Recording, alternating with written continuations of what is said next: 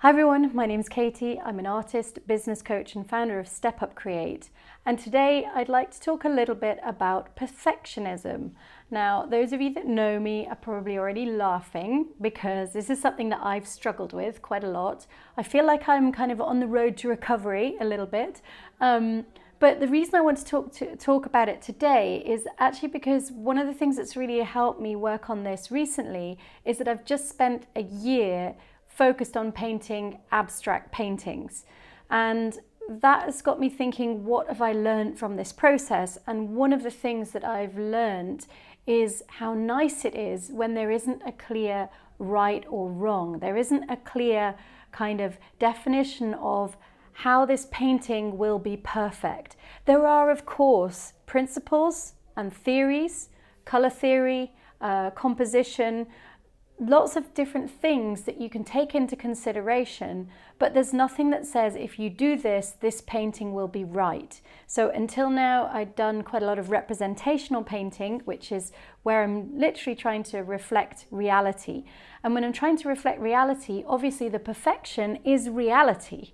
And mine is just a copy of that. So whatever I do, I can always strive to make it more real. I can go towards hyper-realism, or I can try and imbue it with some emotion or something, but I've always got something to compare it with. Whereas with abstract painting, I don't have that. So how would it be, and this is what I'm thinking of now, how would it be to be able to live life without having this constant comparison, without having this thing that we are trying to achieve that is somehow perfect? The other thing that I've learned about perfectionism is that it's quite a different thing to healthily strive to achieve and to be a perfectionist. And the difference between these two is essentially the way that you treat yourself.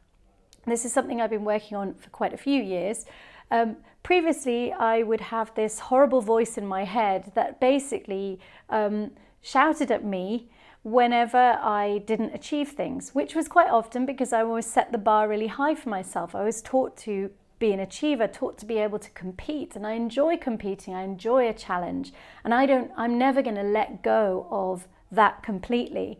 But what I have managed to let go of in recent years, at least in most situations, is this voice in my head, translating what I'm not achieving to something personal about me, saying things like, well, it's just that you're not good enough, or why can't you ever get it right? These kind of ways of stating things that are so extremely clear, but they're not based on any kind of reality. So for me, the first step with this was identifying those voices in my head, the way I treat myself, identifying that.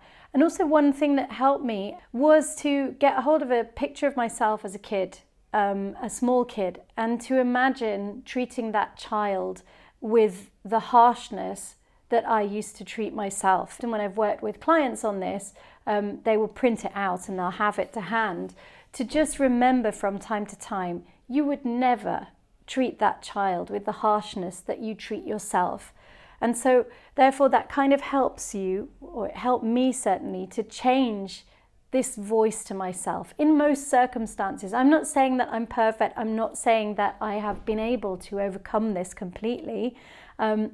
We are all on this journey, right? And a part of the journey is consciousness. It's what we've been talking about before. Trying to be conscious of what's going on in order to make changes that we want to, in order to get where we want to get to. For me, perfectionism is an enemy of creativity. So if we have a very clear idea of what we want to achieve with an idea, creative idea, something like that, whether that's a painting, whether it's a business idea, we're not letting in other ideas. So if I have a perfect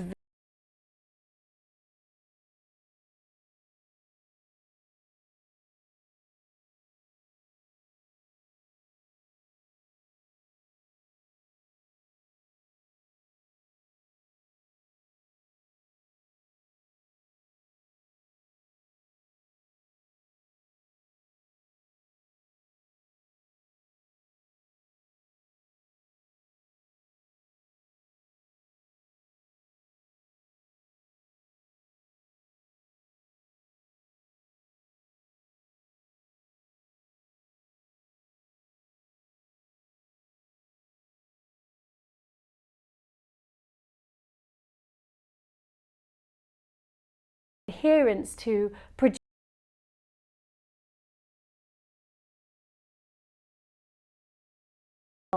And of course, we can keep upping our game. That's another thing that is typical, right? And I've done this all my life and I continue to do it, although I'm a little bit more aware of it now, of when you are, you're achieving something. Oh, I'd really like to get my master's degree. You get your master's degree. You're comparing yourself now with people who've got doctorates. Oh, I'd really like to get a doctorate, or I'd really like to go and work in investment banking or whatever. And you're constantly comparing yourself with people or with situations, or trying to strive for something that is the next level up.